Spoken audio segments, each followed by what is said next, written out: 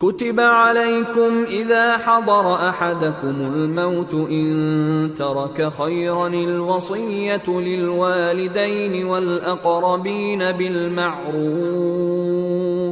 حقا على المتقين فمن بدله بعدما سمعه فإنما إثمه على الذين يبدلونه ان اللہ سمیع علیم فمن خاف من موص جنفا او اثما فاصلح بینہم فلا اثم علیہ ان اللہ غفور رحیم۔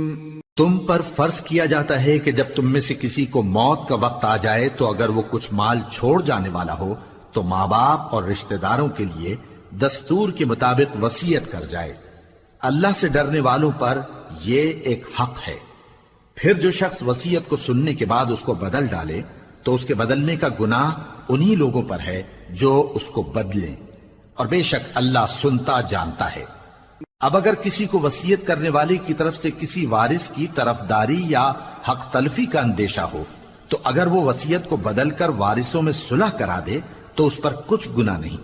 بے شک اللہ بخشنے والا ہے، رحم والا ہے۔